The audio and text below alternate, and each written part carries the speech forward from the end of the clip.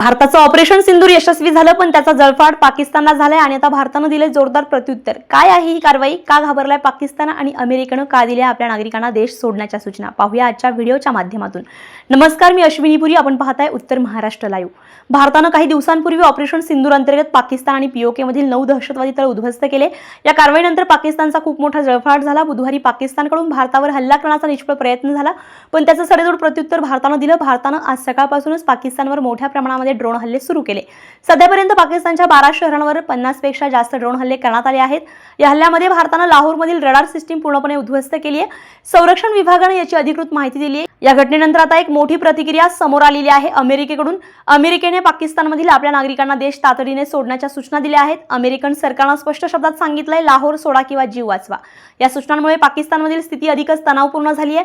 America पाकिस्तानमधील राजनैतिक संबंध आणि भारताची रणनीती यावर सगळ्यांचंच लक्ष आहे. भारत स्पष्ट संदेश देत आहे, जर कोणी हल्ला करायचा प्रयत्न केला तर त्याचं उत्तर घरात घुसून दिलं जाईल. या प्रकरणावर तुमचं मत काय? भारताचं हे पाऊल योग्य आहे का? कमेंट बॉक्समध्ये नक्की कळवा आणि अशाच ताज्या अपडेट्ससाठी चॅनलला लाईक करा, शेअर करा, सबस्क्राईब करायला विसरू नका.